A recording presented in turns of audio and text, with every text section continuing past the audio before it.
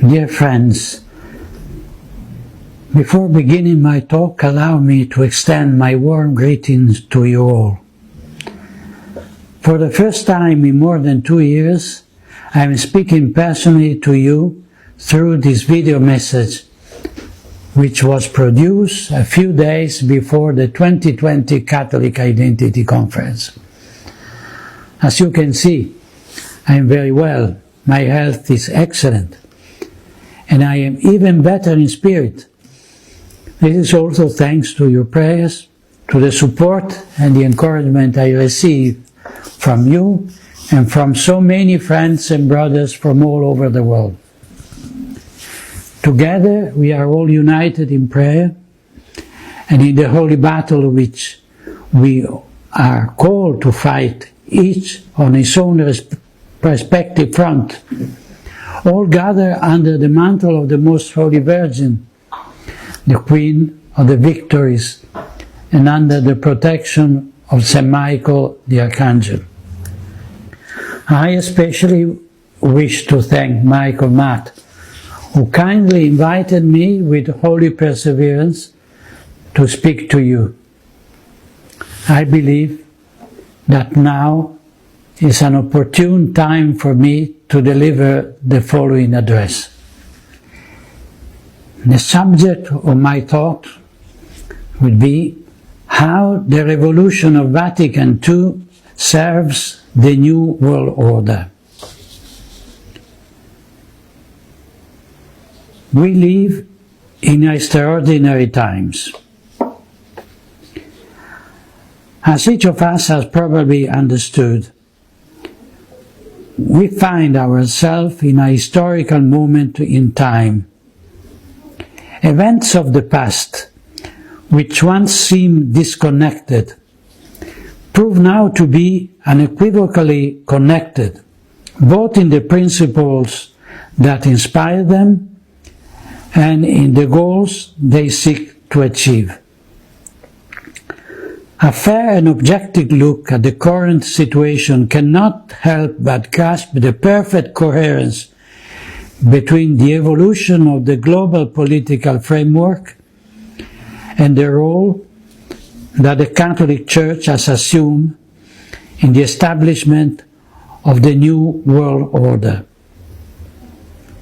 To be more precise, one should speak about the role of that apparent majority in the Church, which is actually small in number but extremely powerful, and which, for brevity's sake, I will summarize as the Deep Church. Obviously, there are not two churches, something that would be impossible, blasphemous and heretical, nor has the one true Christ Church today failed in her mission, perverting herself into a sect. The Church of Christ has nothing to do with those who for the past 60 years have executed a plan to occupy her. The overlap between the Catholic hierarchy and the members of the Deep Church is not a theological fact, but rather a historical reality that defies the usual categories and as such must be analyzed. We know that the New World Order project consists in the establishment of tyranny by Freemasonry, a project that dates back to the French Revolution, the Age of Enlightenment, the end of the Catholic monarchies, and the declaration of war on the Church. We can say that the New World Order is the antithesis of Christian society. It would be the realization of the diabolic Civitas Diaboli, the city of the devil, opposed to the Civitas Dei, the city of God, in the eternal struggle between the light and darkness, good and evil, God and Satan. In this struggle, Providence has placed the Church of Christ, and in particular the Supreme Pontiffs, as catechon, that is, the one who opposes the manifestation of the mystery of iniquity. Second letter to Thessalonians. And Sacred Scripture warns us that at the manifestation of the Antichrist, this obstacle, the catechon, will have ceased to exist. It seems quite evident to me that the end of times are now approaching before our eyes, since the mystery of iniquity has spread throughout the world with this appearance of the courageous opposition of the catechon. Let us not make the mistake of presenting the current events as normal, judging what happened with the legal, canonical, and sociological parameters that such normality would presuppose. In extraordinary time, and the present crisis in the Church is indeed extraordinary, events go beyond the ordinary known to our fathers. In extraordinary time, we can hear a Pope deceive faithful, see princes of the Church accused of crimes that in other times would have aroused horror and been met with severe punishment. Witness in our churches liturgical rites that seem to have been invented by Cranmer's perverse mind. See prelates process the unclean idol of the Pachamama into St. Peter Basilica. And here, the Vicar of Christ apologized to the worshippers of that simulacrum. If a Catholic dares to throw it into the Tiber. In these extraordinary times, we hear a conspirator, Cardinal Gottfried Daniels, tell us that since the death of John Paul II, the Mafia of St. Gallen has been plotting to elect one of their own to the Peter's chair, which later turned out to be Jorge Mario Bergoglio. In the face of this disconcerting revelation, we might well be astonished that neither cardinals nor bishops express their indignation nor ask that the truth be brought to light.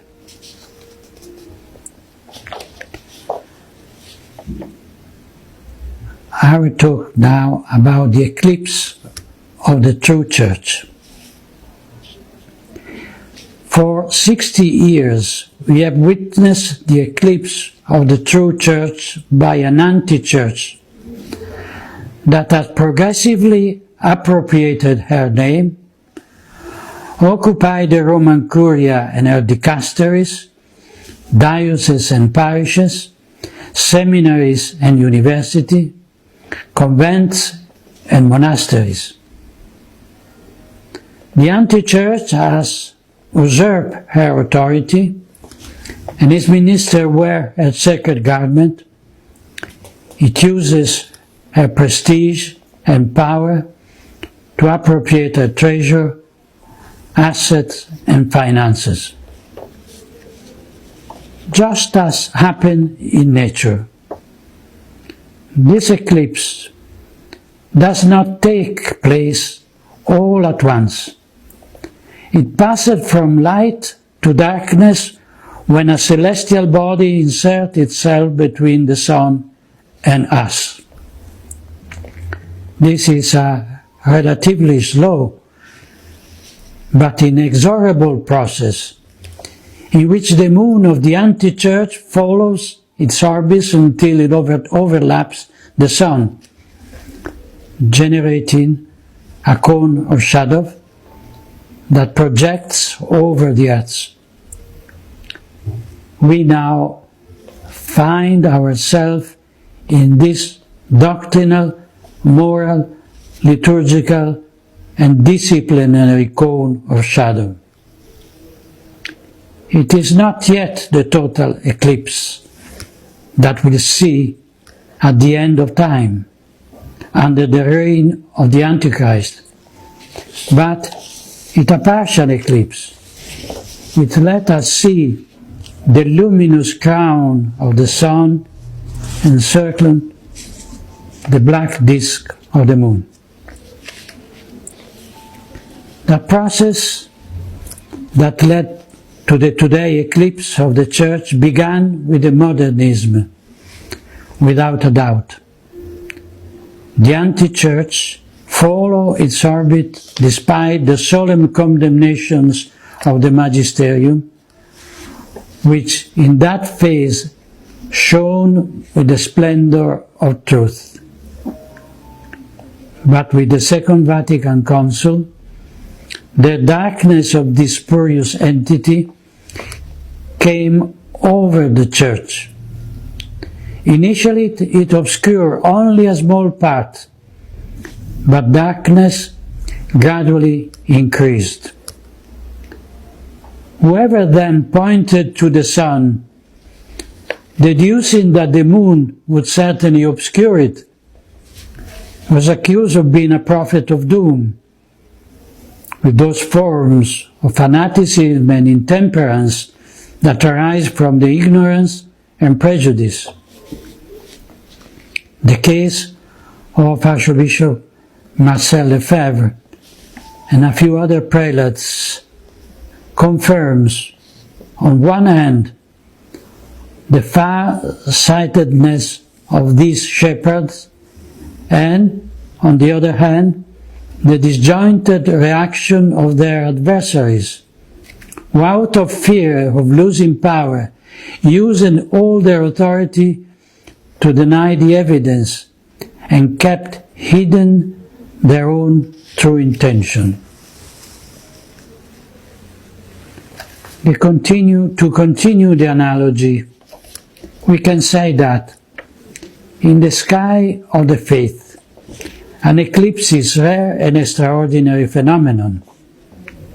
But to deny that during the eclipse darkness spreads, just because this does not happen under ordinary conditions, is not a sign of faith in the effectibility of the Church, but rather an obstinate denial of the evidence or bad faith.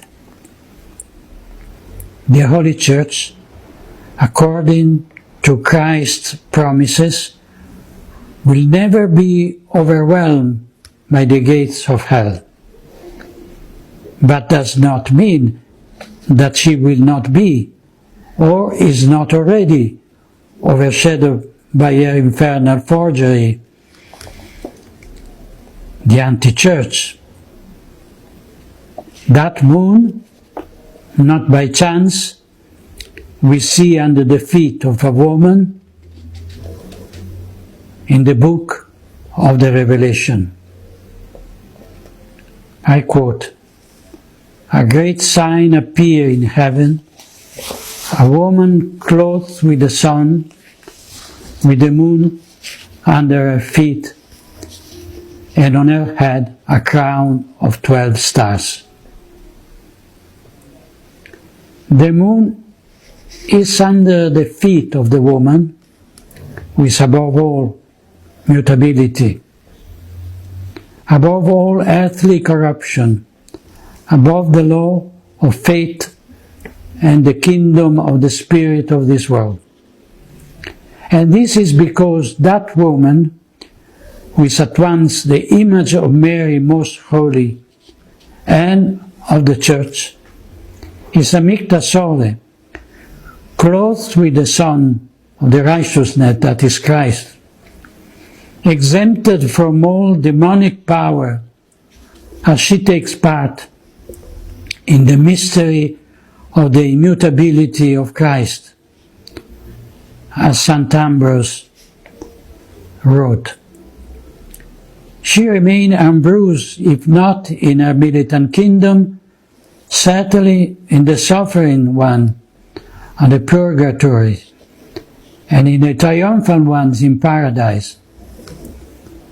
St. Jerome, commenting on the words of Scripture, reminds us that the gates of hell are sins and vices, especially the teaching of heretics.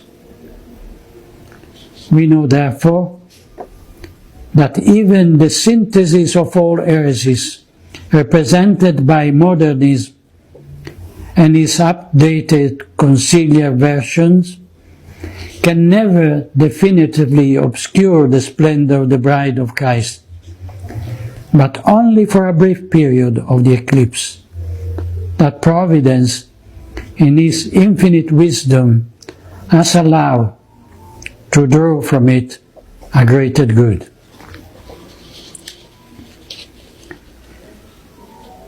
The abandonment of the supernatural dimension. In this talk, I wish especially to deal with the relationship between the revolution of Vatican II and the establishment of the New World Order. The focal element of this analysis consists in highlighting the abandonment on the part of the ecclesiastical hierarchy, even at the top, of the supernatural dimension of the Church and its eschatological role. With the Council, the innovators erased the divine origin of the Church from their theological horizon, creating an entity of human origin similar to a philanthropic organization.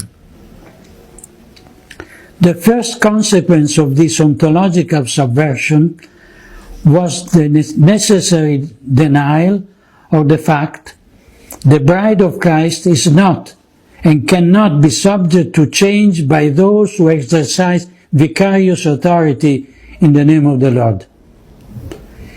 She is neither the property of the Pope nor of the bishop or theologians, and as such, any attempt at aggiornamento lowers her to the level of a company that, in order to garner profit, renews its own commercial offer, sells its leftover stock, and follows the fashion of the moment. The Church, on the other hand, is a supernatural and divine reality. She adapts the way she preaches the gospel to the nations, but she can never change the content of one iota, nor deny her transcendent momentum by lowering herself to mere social service. On the opposite side, the anti-church proudly lays claims to the right to perform a paradigm shift, not only by changing the way doctrine is expounded, but the doctrine itself.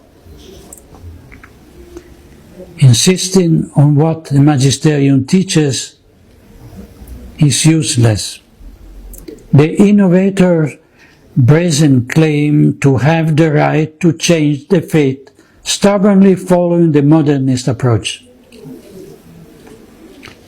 The Council's first error consists mainly in the lack of the transcendent perspective, the result of a spiritual crisis that was already latent, and the attempt to establish paradise on earth with a sterile human horizon. In line with this approach, Fratelli Tutti sees the fulfillment of an earthly utopia and social redemption in human brotherhood, pax ecumenica between religions, and welcoming migrants.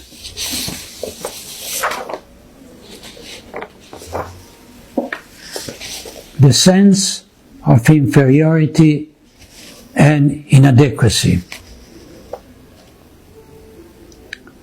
As I have written on other occasions,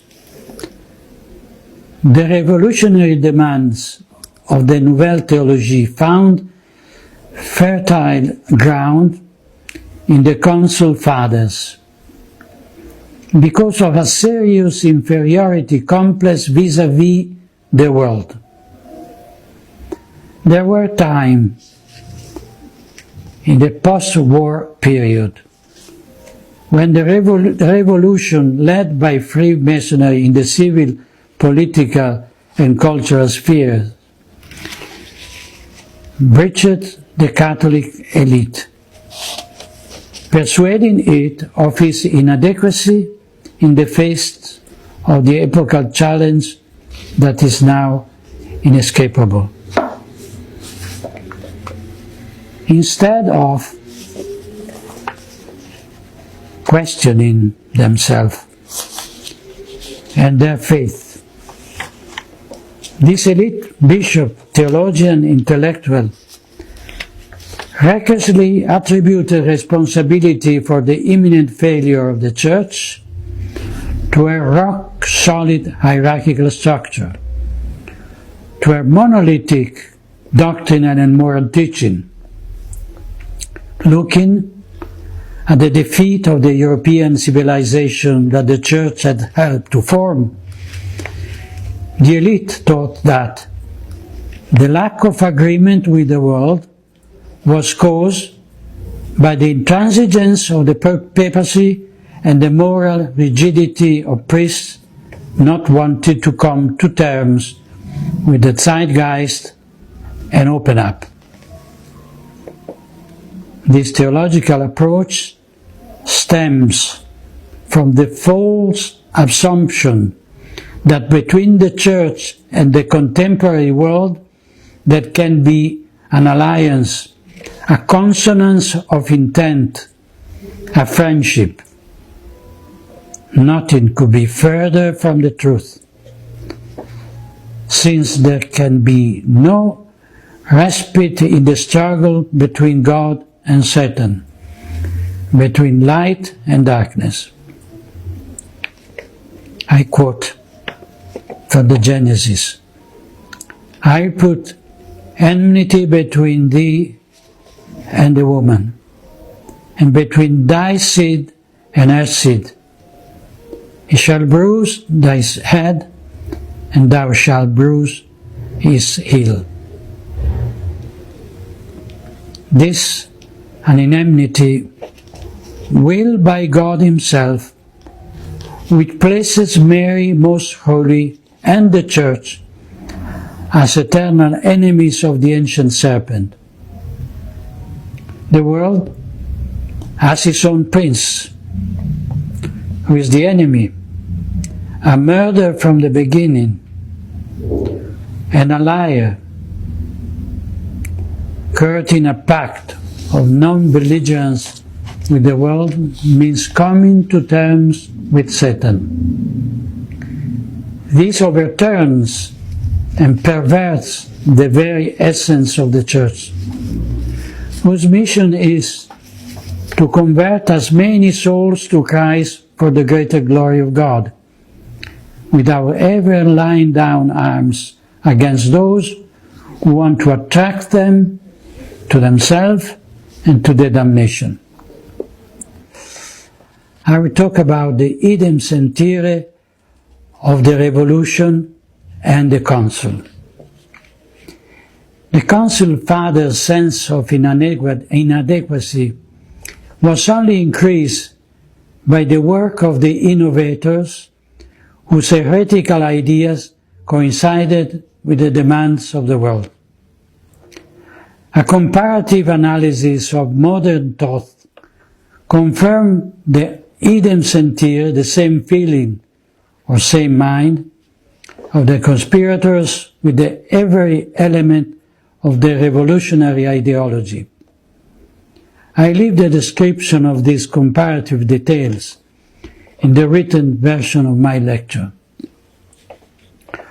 When this anti-church is fully established in the total eclipse of the Catholic Church, the authority of its leaders, of the anti-church, will depend on the degree of the subjugation to the new world order, which will not tolerate any divergence from its own creed, and will ruthlessly apply that dogmatism, fanaticism, and fundamentalism that many prelates and self-styled intellectuals criticize in those who remain faithful to the magisterium today. In this way, the deep church may continue to bear the trademark Catholic Church, but it will be the slave of the new order thinking, reminiscence of the Jews who, after denying the kingship of Christ before Pilate, were enslaved to the civil authority of their time. We have no other king than Caesar. Today's Caesar commands us to close churches, wear a mask, suspend the celebration under the pretext of pseudo-pandemic. The communist regime persecutes the Chinese Catholics, and the world hears nothing but silence from Rome. Tomorrow a new Titus will sack the council temple, transporting its remains to some museum, and divine vengeance at the end of the pagans will have been achieved once again. I will talk now of the instrumental role of the moderate Catholic in the revolution. Some might say that the Council Fathers and Popes who presided over that assembly did not realize the implication that their approval of the Vatican II documents would have for the future of the Church.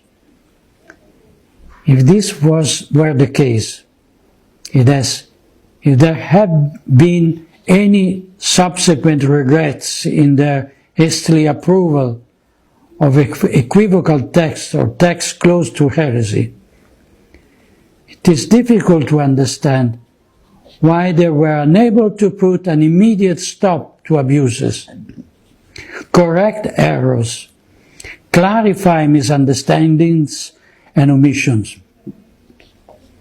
And above all, it is incomprehensible why the ecclesiastical authority has been so ruthless against those who defended the Catholic truth, and at the same time was terribly accommodating to rebels and heretics.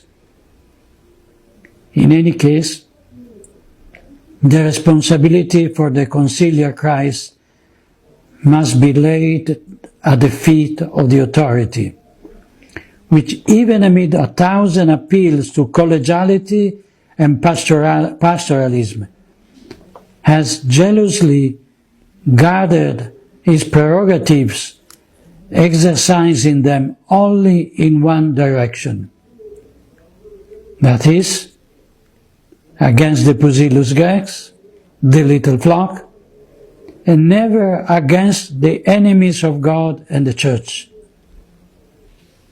The very rare exceptions when a heretic theologian or revolutionary religious has been censored by the Holy Office only offer tragic confirmation of a rule that has been enforced for decades, not to mention that many of them, in recent times, have been rehabilitated without any abjuration of their errors, and even promoted to institutional positions in the Roman Curia or pontifical ateneums. This is the reality that emerges from what I have described above. However, we know that, in addition to the progressive wing of the Council and the traditional Catholic wing, there is a part of the episcopate, the clergy and the people, that attempts to keep equal distance from what it considers two extremes.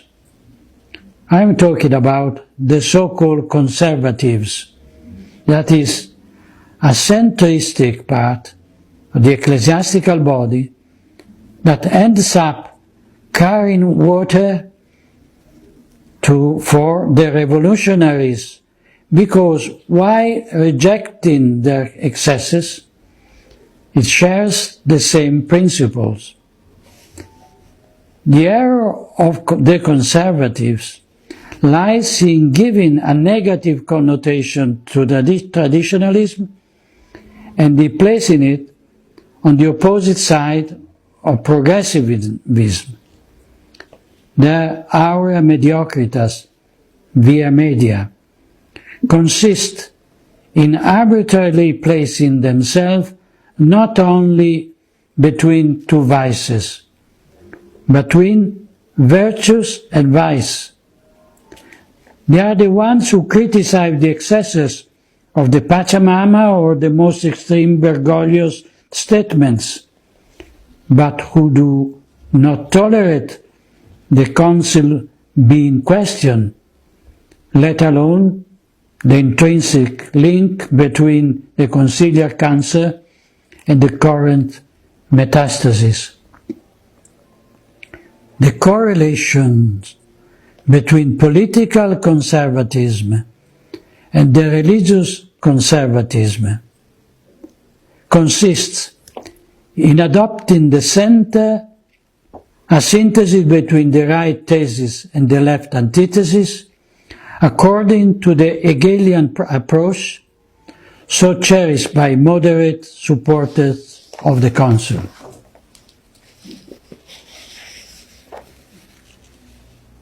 Now we talk about open society and open religion. This analysis would hardly be completed without a word on the neo-language so popular in the ecclesiastical sphere. Traditional Catholic vocabulary has been deliberately modified in order to change the content it expresses. The same has happened in the liturgy and preaching, where the clarity of the Catholic exposition has been replaced by ambiguity and the implicit denial of dogmatic truth. The examples are endless. This phenomenon also goes back to Vatican II, which sought to develop Catholic version of the slogan of the world.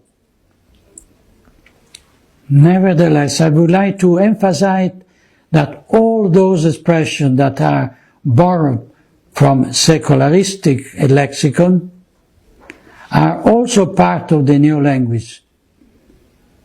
Let us consider the Bergoglio's insistence in the outgoing church, the openness, as a positive value. Similarly, I quote from Fratelli Tutti, "A living and dynamic people, a people with a future, is one constantly open to a new synthesis through its ability to welcome differences." number 160. I quote again, "The church is a home with open doors. We must to be a church that serves, that leaves home and goes forth from its places of worship, go forth from its sacristies in order to accompany life, to sustain hope, to be the sign of unity, to build bridges, to break down walls, to sow seed of reconciliation." Close the quotation. Similarly, with the open society sought after by Soros' globalist ideology, is so striking as to almost constitute an open religious counterpoint to it. And this open religion is perfectly in tune with the intention of globalism. From the political meeting for a new humanism, blessed by the leaders of the Church, to the participation of the progressive intelligentsia in green propaganda, it all chases after the mainstream thought, in the sad and grotesque attempt to please the world. The stark contrast with the words of the Apostle is clear. I quote from the Epistle to the Galatians. "Am I now trying to win the approval of human being or of God? Or am I trying to please people? If I were still trying to please people, I would not be a servant of Christ." The Catholic Church lives under the gaze of God. She exists for His glory and for the salvation of souls. The anti-church lives under the gaze of the world, pandering to the blasphemous apotheosis of man and the damnation of souls. During the last section of the Second Vatican Ecumenical Council, before the Synod's fathers, these astonishing words of Paul VI resounded in the Vatican Basilica. I quote, "The religion of God, who became man, has met the religion, for such it is, of man who make himself God." And what happened? Was there a clash, a battle, a condemnation? There could have been, but there was none. The old story of the Samaritan has been the model of the spirituality of the Council.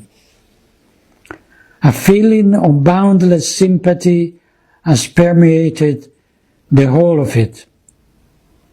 The attention of our Council has been absorbed by the discovery of human needs, and these needs grow in proportion to the greatness which the Son of the Earth claimed for Himself. But we call upon those who term themselves modern humanists, and who have renounced to the transcendent value of the highest realities, to give the Council credit at least for one quality, and to recognize our own new type of humanism. We too, in fact, we more than any other honor mankind. This sympathy is the figure of the Council, and of the new religion, for such it is, of the anti-church, an anti-church born of the unclean union between the church and the world, between the heavenly Jerusalem and the hellish Babylon. Note well, the first time a pontiff mentioned the new humanism was the final session of the Vatican II. And today we find it repeated as a mantra by those who consider it a perfect and coherent expression of the revolutionary men's frame of mind of the Council. Always in view of this communion of intent between the New World Order and the anti-church, we must remember the Global Compact on Education, a project designed by Bergoglio and promoted in collaboration with the United Nations, I quote, to generate a change on a planetary scale, so that education is a creator of brotherhood, peace and justice, an even more urgent need in this time marked with the pandemic. A closing quote. This project has been supported and spread to all educational institutions by the Congregation for Catholic Education through a letter that makes explicit reference to the Conciliar Constitution Gaudium Spes. The Global Compact on Education, I quote, is a process of formation in the relationship of culture of encounter, also finds space in the value of common home, with all creatures, people, just as they are formed to the logic of communion and solidarity, are already working to recover serene harmony with creation and to configure the world as a space of true brotherhood. Close the quote. As can be seen, the ideological reference is always and only to Vatican II, because only from that moment on did the anti-church place man in the place of God, the creature in the place of the Creator. The new humanism obviously has an environmental and ecological frame into which are grafted both the encyclical Laudato Si and the green theology. The Church with Amazonian face on the 2019 Synod of Bishops with this idolatrous worship of Pachamama in the presence of the Roman Sanhedrin. The Church's attitude during the COVID-19 demonstrated on one hand the hierarchy's submission to the dictates of the state, in violation of the Libertas Ecclesiae, which the Pope should have firmly defended. It also put on display the denial of any supernatural meaning of the pandemic, replacing the righteous wrath of God, offended by the countless sins of humanity and nation, with the more disturbing and destructive fury of nature, offended by the lack of respect for the environment. And I would like to emphasize that attributing a personal identity to nature, almost endowed with intellect and will is a prelude to her divinization. We have already seen such a prelude of this under the very dome of St. Peter Basilica. The bottom line of this conformity on the part of the anti-church with the dominant ideology of the modern world establishes a real cooperation with powerful representatives of the deep state, starting with those working toward a sustainable economy, involving Jorge Mario Bergoglio, Bill Gates, Jeffrey Sachs, John Elkann, to mention a few. Allow me a brief word about the political situation in the United States on the eve of the presidential election. Fratelli Tutti seems to be a form of Vatican endorsement of the Democratic candidate in clear opposition to Donald Trump, and a few days after Francis refused to grant an audience to Secretary of State Mike Pompeo in Rome. This confirms which side the children of light are on and who the children of darkness are.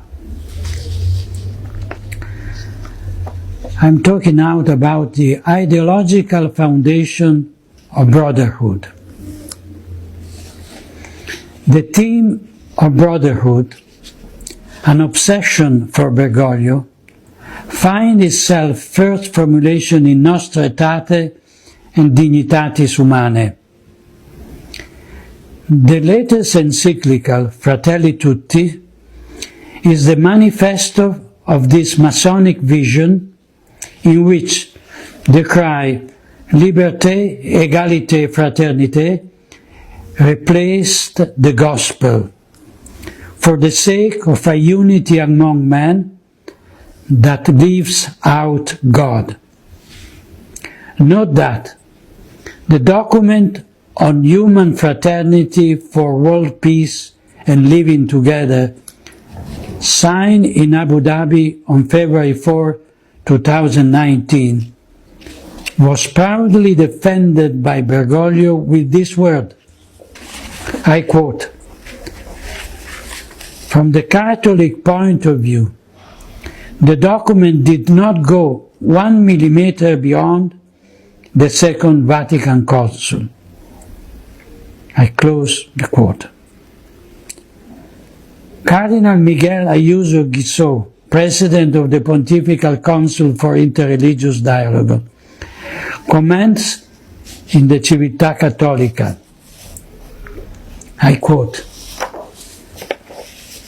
"The Catholic Church's commitment to interreligious dialogue, which opens the way to peace and fraternity, is part of her religious mission and at its roots in the Council event."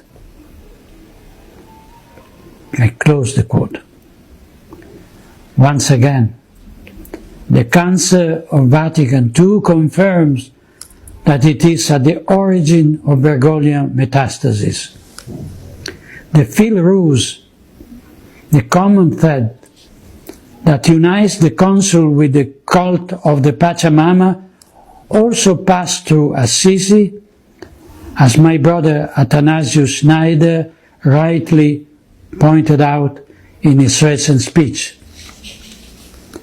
And speaking of the anti-church, Archbishop Fulton Sheen describes the Antichrist, I quote, "Since his religion will be brotherhood without paternity of God, he will deceive even the elect." Close the quote. We seem to see the prophecy of the venerable American Archbishop coming true before our eyes. It is not surprised that the infamous Grand Lodge of Spain. After having warmly congratulated his paladin raised to the throne, once again paid homage to Bergoglio with these words. I quote, Pope Francis' latest encyclical shows how far the present Catholic Church is from its previous positions. In Fratelli Tutti, the Pope embraced the universal brotherhood, the great principle of modern Freemasonry. Close the quote. The reaction of the Grand Oriente of Italy is not dissimilar. I quote, These are the principles that Freemasonry has always pursued and guarded for elevation of humanity. Close the quote. I remember that in the Masonic documents of the Alta Vendita since the 19th century, an infiltration of Freemasonry into the Church was planned. I quote, You too will fish some friends and lead them to the feet of the Apostolic See. You will have preached revolution in tiara and cope, proceeded under the cross and banner, a revolution that will need only little help to set the quarters of the world on fire. I will talk now of the cause and effect. Philosophy teaches us that to a cause always corresponds a certain effect. We have seen that the action carried out during Vatican II have had the desired effect, giving concrete form to that anthropological turning point which today has led to the apostasy of the anti-church and the eclipse of the true Church of Christ. We must therefore understand that if we want to undo the harmless effect we see before us, it is necessary and indispensable to remove the factors that caused them. If this is our goal, it is clear that accepting or even partially accepting those revolutionary principles would make our effort useless and counterproductive. We must therefore be clear about the objective to be achieved, ordering our action to the goals. But we must all be aware that in this work of restoration, no exception to the principle are possible, precisely because failure to share them would prevent any chance of success. Therefore, let us put aside once and for all the vain distinction concerning the presumed goodness of the Council, the betrayal of the will of the Synod Fathers, the letter and spirit of Vatican II, the magisterial weight or lack of thereof of its act, and the hermeneutic of continuity versus that of rupture. The anti-church has used the label ecumenical council to give authority and legal force to its revolutionary agenda, just as Bergoglio calls his political manifesto of allegiance to the New World Order an encyclical letter. The cunning of the enemy has isolated the healthy part of the Church, turning between having to recognize the subversive nature of the council document, thus having to exclude them from magisterial corpus, and having to deny reality by declaring them apolitically orthodox in order to safeguard the infallibility of the magisterium. The dubia represented an humiliation of the princes of the Church, but without untying the doctrinal knots brought to the attention of the Roman pontiffs.